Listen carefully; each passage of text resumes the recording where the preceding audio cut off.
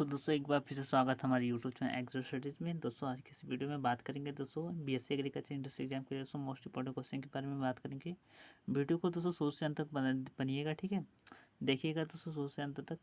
दोस्तों ये हमारा नोट है बीएचयू एग्रीकल्चर का था, ठीक है। परंतु दोस्तों यह आईसीआर का भी दोस्तों इंपॉर्टेंट क्वेश्चन है, ठीक है। तो दोस्तों यह जो टोटली क्वेश्चन है वह दोस्तों ऑनलाइन क्वेश्चन है, ठीक है। तो दोस्तों शुरू से अंत तक दोस्तों एक्सप्लेन करने की कोशिश करूँगा मैं।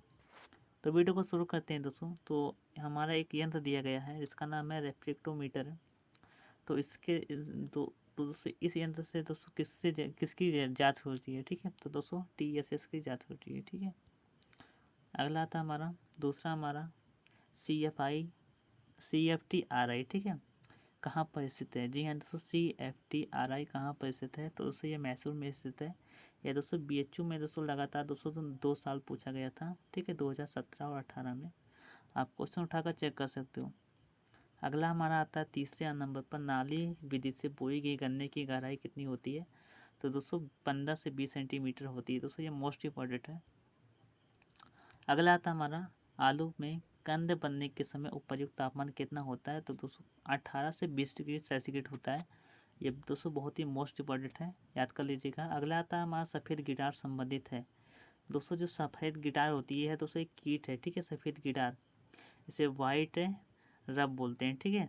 तो इस प्रकार से दोस्तों ये किससे संबंधित है? तो यह मूंगफली में संबंधित है। दोस्तों जो सफ़ेद गिटार होती है सबसे अधिक मूंगफली में नुकसान पहुंचाती है।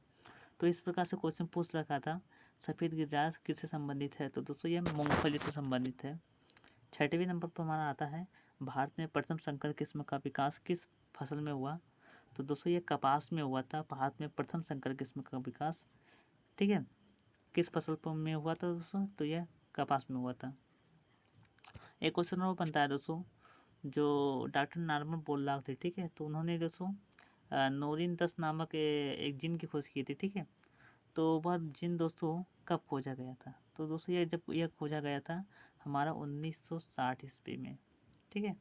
याद कर लीजिएगा, मोस्ट इम्पॉर्टेंट है। तो उस समय दोस्तों सोनारो 63 और सोनारो 64 का, ठीक है, सोनारो 63 और सोनारो 64 का 64 नामक एक प्रजाति विकसित की गई थी, ठीक है, जिसका आयात करके दोस्तों हरित क्रांति लाई गई थी, ठीक है, सोनारो 63 और 64, ठीक है, याद कर लीजिएगा। अगला हमारा आता है एसएसपी में सल्फर की मात्रा कितनी होती है? तो दोस्तों ये हमारी होती है 12%, ठीक है, मोस्ट इम्पॉर्टेंट है। एग्जाम में बहुत ही हाल ही में पूछा गया था, इसलिए हमने कई के अलावा बना दिया इसका भी। इसके बाद हमारा 8वें नंबर हमारा आता है, केचुए पर शोध पुस्तक के लिए प्रसिद्ध भारतीय साइंटिस्ट कौन थे? तो दोस्तों जो केचुए पर एक शोध पुस्तक लिखे थे तो उनका नाम दोस्तों क्या है? करम नारायण बहाल है। इसके बाद हमारा आता है, सरसों के बीज में पुंकेसरों की संख्या कितनी होती है? तो 6 होती है, याद कर लीजिएगा, मोस्ट इम्पोर्टेंट है। अगला आता है, ब्लू ग्रीन एल्गी में निषेचन पाया जाता है। तो दोस्तों जो इसमें निषेचन पाया जाता है वह दोस्तों द्विवीय निषेचन होता है, ठीक है।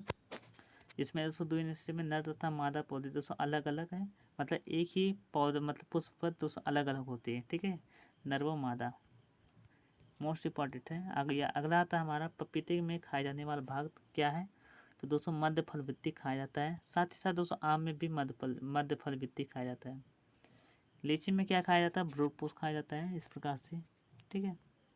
अगला आता है हमारा, मूंगफली में तेल संचित होता है तो बीज पत्रों में संचित होता है, मोस्ट इम्पॉर्टेंट है।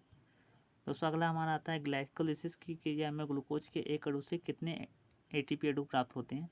तो दोस्तों 4 एटीपी अणु प्राप्त होते हैं। कुछ लोग कहेंगे दोस्तों 38 एटीपी अणु प्राप्त होते हैं, बट दोस्तों ये रॉन्ग है, 4 एटीपी अणु प्राप्त होते हैं।